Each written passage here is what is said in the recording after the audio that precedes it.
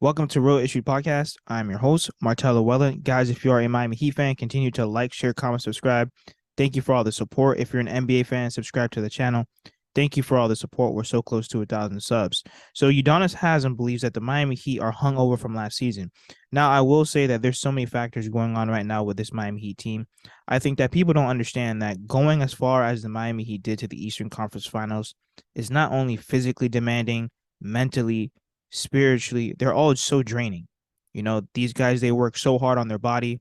Last season, a lot of guys were out due to injury. So a lot of guys that wouldn't even expect minutes were playing big time minutes down the stretch. Jimmy Butler, he was banged up.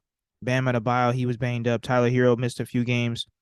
Kyle Lowry, he was in and out of the lineup due to personal issues and to him being banged up. But even if we start from a few years back, we've been running this Jimmy Butler, Bam Adebayo, Tyler Hero core for a while now. You know, this all started in the bubble. When we came to the bubble, we went to the finals. Then the following year after that, we got swept by the Bucks because we had a quick turnaround. Now, when it comes to last season, like I said, we had a lot of injuries, but we still made it to the Eastern Conference Finals. So we still had a good run. You know, we were one Jimmy Butler shot away from going to the finals again with a banged up Jimmy Butler as well with his right knee. Now, this season, we really didn't make any improvements. We lost PJ Tucker, which I'm not really mad about that because he's an old player. You know, he's not really doing anything with the 76ers for me to be, oh my God, you know, we shouldn't have gave him up. But at the end of the day, we didn't make the moves that we should have. We didn't get Donovan Mitchell. We didn't get Kevin Durant. Yes, the assets that we had couldn't have got those guys anyway.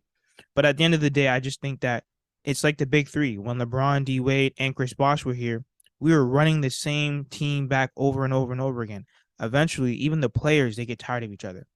I think that this team, especially this year, expected a change. There was no changes whatsoever. They just brought the same team back. And eventually, after you've been running it back and running it back and running it back, and we still can't crack it, sometimes players get tired of each other, and sometimes it just might not work. This season, this team is very banged up. The injury bug has bitten us all over this team. Jimmy Butler's missed some time. Kyle Lowry's missed some time. Gabe Vincent missed some time. Multiple guys have missed time, you know, due to various injuries. So to say that, you know, they're kind of hung over from last season, it does make sense. We've been running the same team back for the past 4 years. And there's a lot of people that were on Twitter saying, oh, well, what are they hung over from? From losing? It's still mentally, physically, and spiritually draining to play this game of basketball, especially at that high level. I just think that, you know, the Miami Heat didn't make the correct moves during the offseason.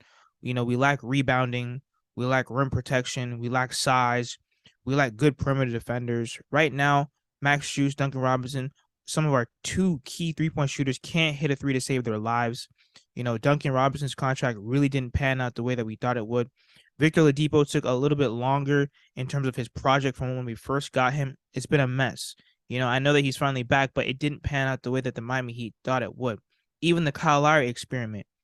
Kyle Lowry has played decent. However, he hasn't played that well, especially for the contract that we gave him.